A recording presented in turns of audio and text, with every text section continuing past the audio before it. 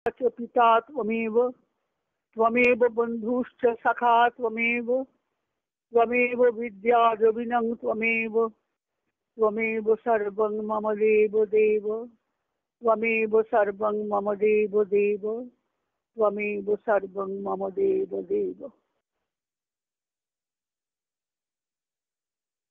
मूकं करोति वाचालं पङ्गुं लङ्घयते गिरिं यत्कृपातमहं वन्दे परमानन्दमाधवम्।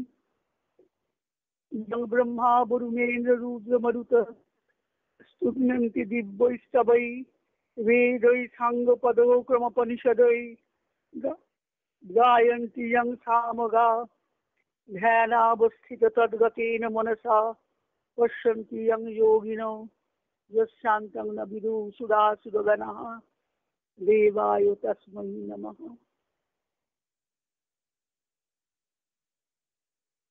আজকে তো জগদ্ধাত্রী পুজো।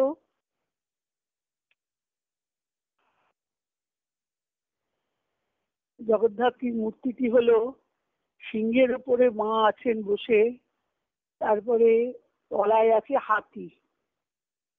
ঠাকুর বলছেন মন না মত্ত করি, মনকে বশ করে, সিংহ হলো ধর্ম, তাকে বশীভূত করে মা তার উপরে আছেন, চতুর্ভুজা মা। তাই আমার জগদ্ধাত্রী পুজো বলতে গেলেই সারদা মায়ের যে জয়রামবাটির পুজোটা মনে পড়ে যায়। সকলেরই জানা ঘটনা, জয়রামবাটিকে মা পুজো করেছিলেন। কিরম ভাবে পুজোটা আরম্ভ হলো সেটা একটু একটু বলতে পারি।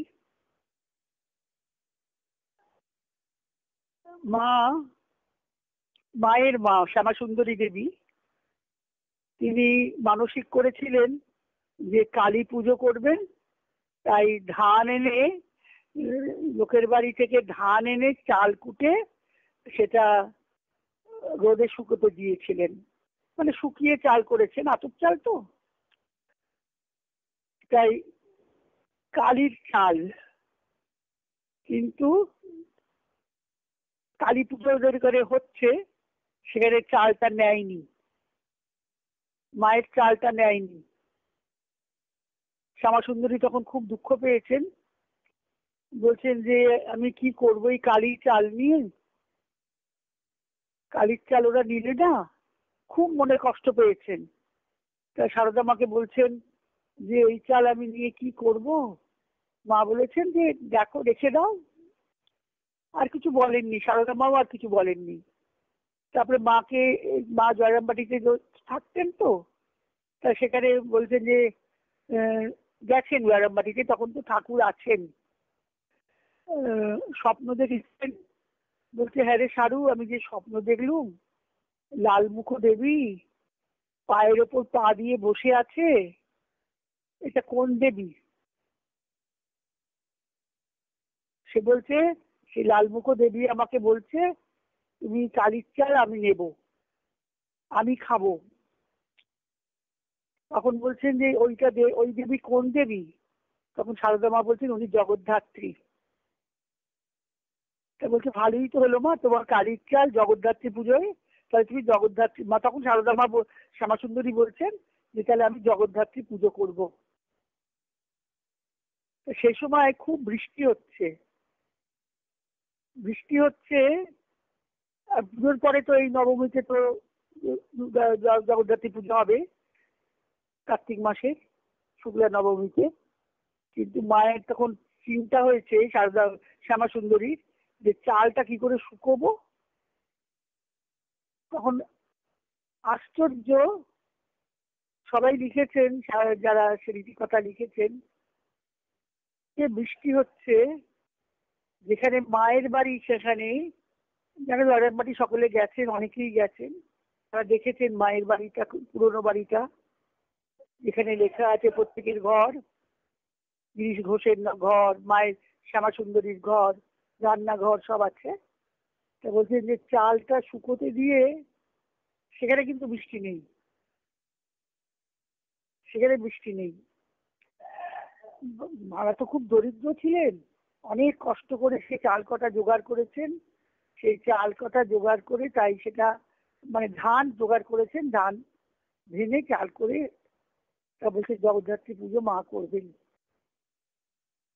ভালো কথা। তখন মা বললেন জগদ্ধাত্রী পুজো করা হলো। মায়ের নামে সংকল্প একবার, মায়ের শ্যামাসুন্দরীর নামে সংকল্প, সারদা মায়ের নামে সংকল্প, আর মায়ের কাকার নামে সংকল্প। 3 বছর পুজো হলো। আর ওই চালের যে ভোগ হলো সবাইকে খাওয়ালেন মা, শ্যামাসুন্দরী সবাইকে খাওয়ালেন। কত লোক খেলো, প্রসাদ পেল। তখন তখন 3 বছর হয়ে গেছে। সারদা মা বলছে আর পুজো করতে হবে না মা, 3 বছর তো হয়ে গেছে, এবার রেখে দাও, আর বন্ধ করে দাও। তখন সারদা মা দেখছেন, স্বপ্নে দেখছেন, তবে আমি যাই, মানে জগদ্ধাত্রী মা বলছেন তবে আমি যাই, তবে আমি যাই। তখন মা বলছেন না না তুমি যেও না, যেও না, তুমি যেও না, ঘুমের মধ্যেই বলছেন। তখন সেই যে উঠে বললেন, যে শ্যামাসুন্দরীকে বললেন মা জগদ্ধাত্রী পুজো করতে হবে, জগদ্ধাত্রী বন্ধ করা চলবে না পুজো। এখনো সেই পুজো হচ্ছে। কিন্তু জগদ্ধাত্রী পুজো আমি জয়রামবাটি গেছি, অসম্ভব অসাধারণ পুজো। সেই মানে 3বারের পুজো, 3 দিনের পুজো একদিনে, অসংখ্য লোক খাচ্ছে, প্রসাদ পাচ্ছে, একেবারে সুশৃঙ্খলার সঙ্গে সেই পুজোটা হচ্ছে। সপ্তমী চলে গেল, সব নিয়ে গেল, আবার অষ্টমী এলো, ভোগ এলো, অষ্টমীর ভোগ চলে গেল, আবার অঞ্জলি হলো, আমরা সবাই অঞ্জলি দিলাম। সপ্তমীর অঞ্জলি, নবমী, অষ্টমীর অঞ্জলি, আবার নবমী পুজো শুরু হলো। যাই হোক, সেই জগদ্ধাত্রী পুজোতেই মায়ের পাশের গ্রামের একজন মা তো ধ্যানস্থ, খুব সবাই তো মা চলে আসছেন জগদ্ধাত্রী এই পুজোর সময়, দক্ষিণেশ্বর থেকে চলে আসছেন জয়রামবাটিতে। তারপর ঠাকুরকে নেমন্তন্ন করতে গেছেন যে জগদ্ধাত্রী পুজো হবে, আপনি যাবেন। তখন মা, মায়ের ভাই আর কি, তখন ঠাকুর বলছেন এই আমি তোমাদের ওখানে গেলুম, এই আমার যাওয়া হয়ে গেল। মানে আমি মানে মা, ঠাকুর সেখানে উপস্থিত থাকবেন সেই পুজোতে, এটা কথা দিলেন। ঠাকুর চলে যাবার পরেও মায়ের তখন কি অবস্থা, টাকা পয়সা নেই, কিচ্ছু নেই। স্বামীজি বিদেশে, তিনি মাস্টার মশাইকে বললেন মাসে মাসে 10 টাকা করে মাকে দিতে। মায়ের খাওয়া চলছে না।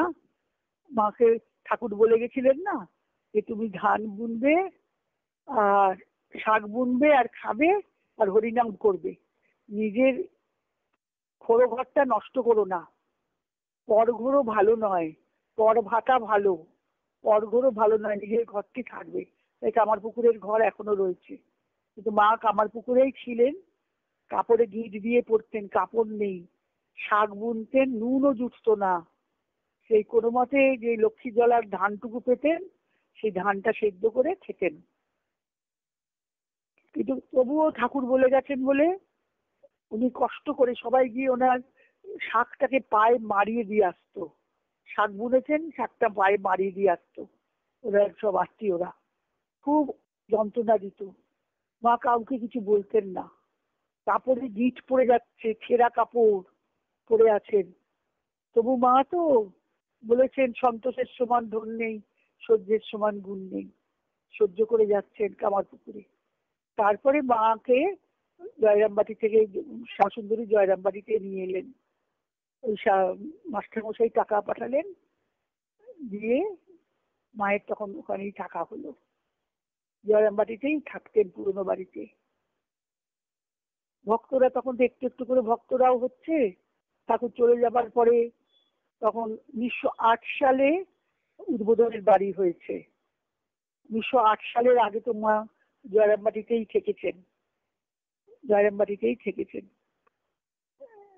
সেইখানে পুজো হচ্ছে, মা সব বাজার করাতেন, কতুলপুরের হাট থেকে বাজার করাতেন, সব ভক্তরা আনতো।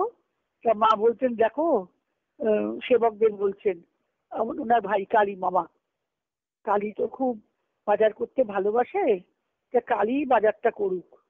এই কালী মামাই বাজার করতে যেত। সেই বাজার করে পুজো জোগাড় মা সব শিখিয়ে দিচ্ছেন।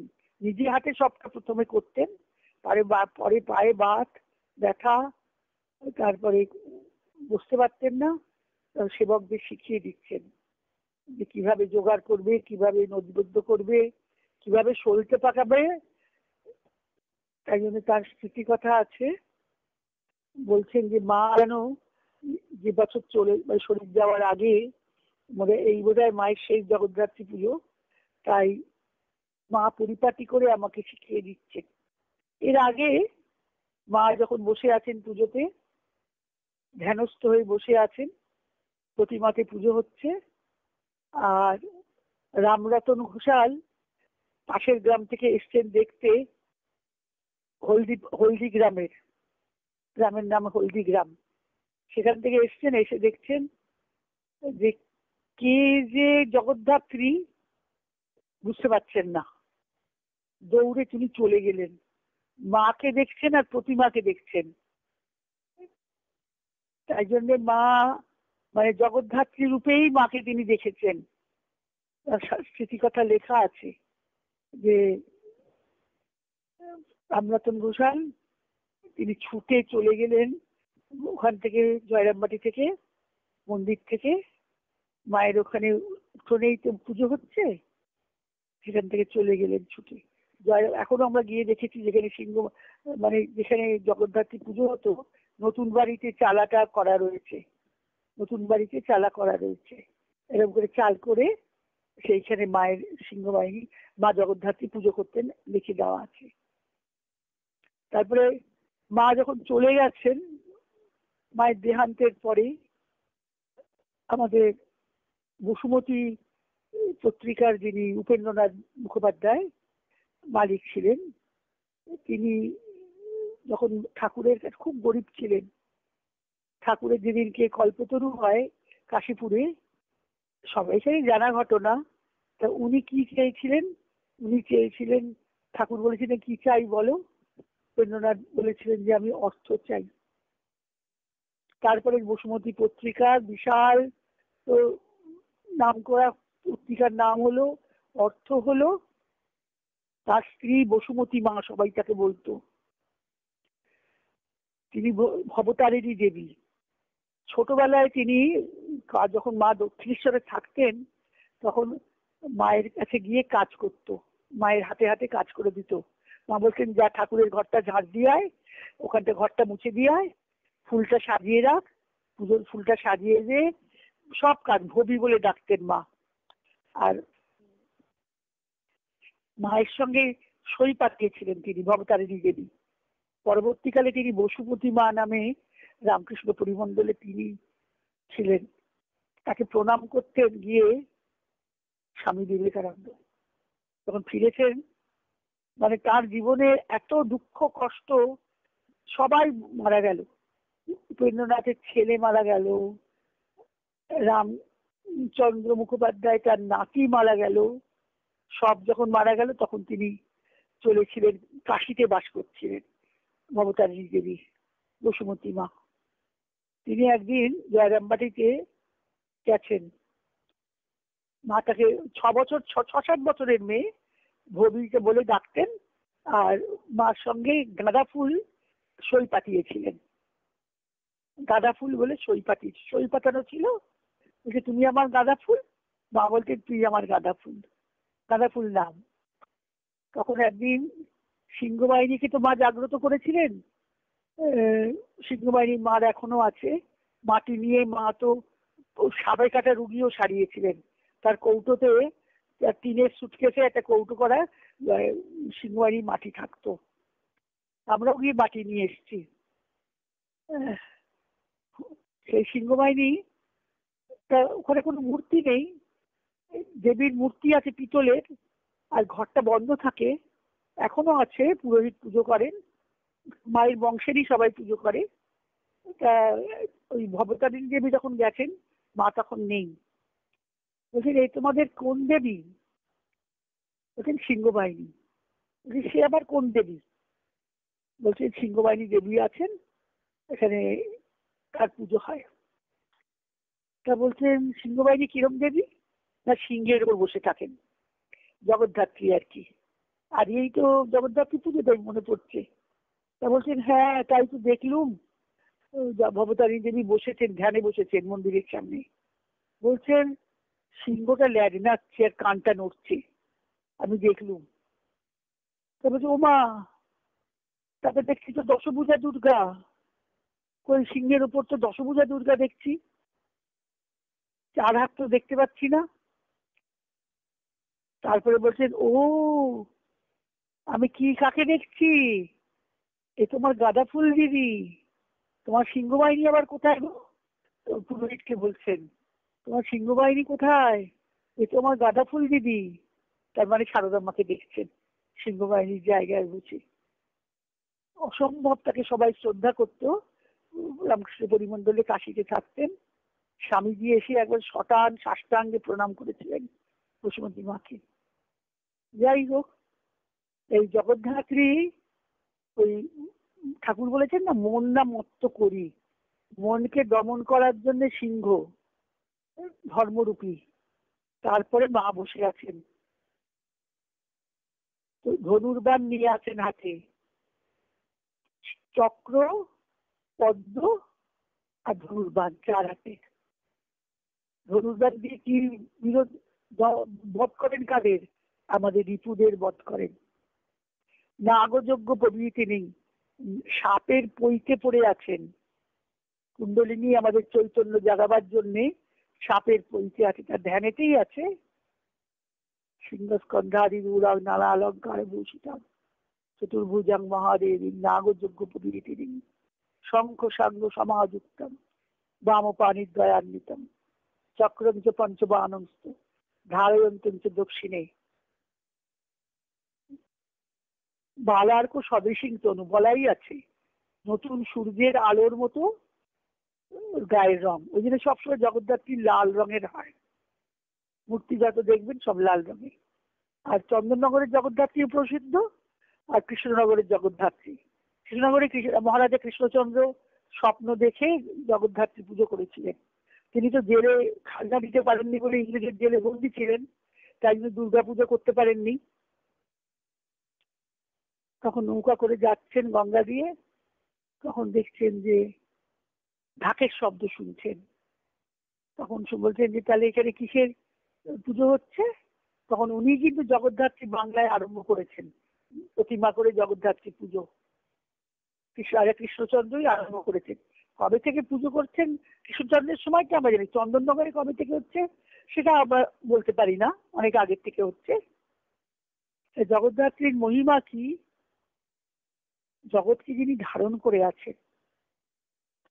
ধ্যায়ত্তং ভবগেহিনী, ভবগেহিনী মানে শিবের পত্নী তিনি।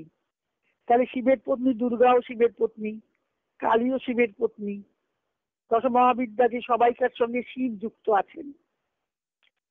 আর জগদ্ধাত্রীর রূপটি খালি ওই হাতির ওপরে, হাতির মাথার ওপরে সিংহ। মন না মত্ত করি, শারদা মা বলতেন না মন না মত্ত করি হাওয়ার আগে ছোটে, মানে মনটা হলে পাগলা হাতির মতো, যেমন হাওয়াকে বাঁধা যায় না তেমনি হাওয়ার মতো ছোটে। মন তো চঞ্চল, তাই মনকে কি করে শান্ত করতে হবে। শ্রী অরবিন্দের লেখা পড়ছিলাম, শান্তি চতুষ্টয়ম, খুব সুন্দর লেখাটি।